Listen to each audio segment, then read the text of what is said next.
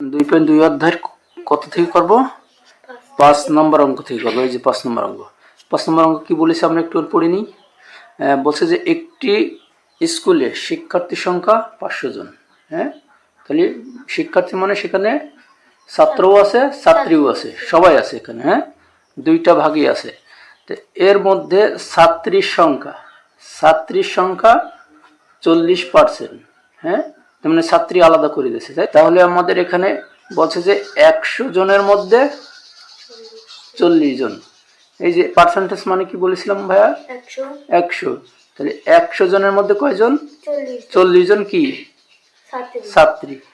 তারপরে দেখি ওই স্কুলে ছাত্র সংখ্যা নির্ণয় করো।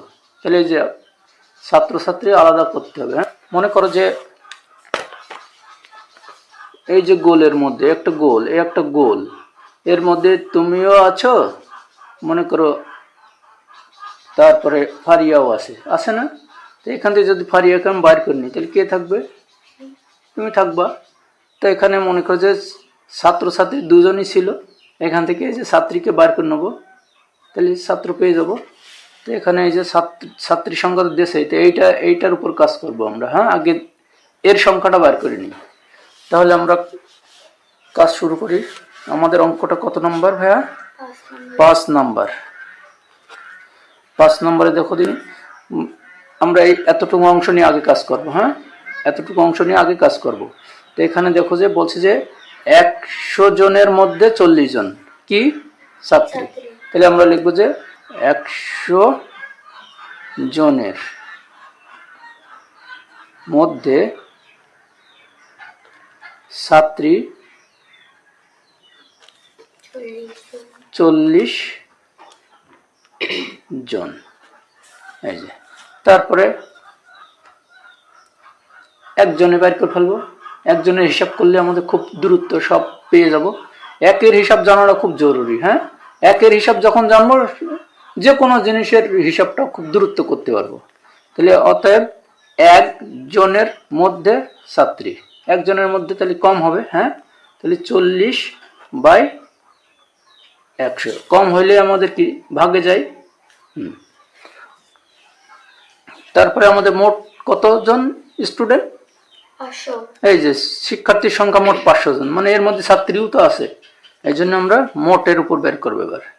তাহলে আমাদের 500 জনের মধ্যে ছাত্রী। হ্যাঁ, তাহলে এখন আমরা দেবো কি একের থেকে এটা বেশি হলে কোথায় যাবে? গুণ উপরে যাবে। হ্যাঁ, তাহলে আমরা এই অংশটা পুরোটা বসায় নিয়ে আগে 40/100। এই যে গুণ দিলাম, একে উপরে পটাছি, তাহলে 500। হ্যাঁ ভাইয়া, তাহলে এখন আমরা কাটাকাটি করি। 100কে 100 500-র মধ্যে কয়বার যায়? 5 বার। হ্যাঁ, 105-500-র মধ্যে কয়বার যায় ভাইয়া? 5 বার। এখন এটা করো, এটার সাথে এটা গুণ, এটার সাথে এটা গুণ, তাহলে গুণ করে দিই। প্রথমে 5 দিয়ে আমরা 4কে ধরি। হ্যাঁ, শূন্য বাদ রাখি, তাহলে 4 5 কত হবে? 20। আর এই শূন্য বাকি ছিল, এখন বসা দিলাম। তাহলে আমরা কত পাইলাম? ছাত্রী পাইলাম 200 জন। ছাত্রী পাইলাম কয়জন? 200 জন। এই যে 200 জন এখন ওই যে মোট শিক্ষার্থী থেকে বাইর করে নিয়ে আসবো। হ্যাঁ, তার মানে ছাত্রীদেরকে বাইর করবো। এখানে সবাই ছিল, এখান থেকে কাকে বাইর করব? ছাত্রীকে। তাহলে তো পেয়ে যাচ্ছি। তাহলে আমরা এখন লিখতে পারি যে ছাত্র সংখ্যা। হ্যাঁ, ছাত্র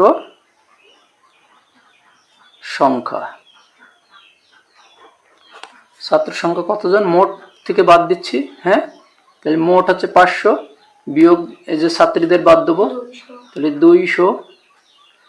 এটা আমরা যোগ করে দিই, সমান সমান কত থাকবে? হ্যাঁ, 300 জন। তাহলে আমরা ছাত্র সংখ্যা কত পেলাম? 300 জন। আমাদের এটাই নির্ণয় উত্তর। একটু সহজ লাগছে না ভাইয়া? আমরা কি করেছিলাম? আমরা এই অংশ নিয়ে আগে কাজ করেছিলাম। আমরা দেখলাম যে এখানে ছাত্রীর সংখ্যাটা দিয়ে দিয়েছে, তো এই সংখ্যাটা যদি আমরা বের করে ফেলতে পারি তাহলে এর মধ্যে 2 জনই আছে, এর মধ্যে 2 জনই আছে। তো একে যদি বাইর করতে পারি তাহলে এখান থেকে একে বের করে দেবো, তাহলে আমরা আরেকটা পেয়ে যাবো। তাহলে আমাদের অঙ্কটা হয়ে গেল। তাহলে এটা আমরা নির্ণয় উত্তর লিখতে পারি কি? নির্ণয় উত্তর ছাত্র সংখ্যা 300 জন। 300 জন। হ্যাঁ, ওকে ফাইন।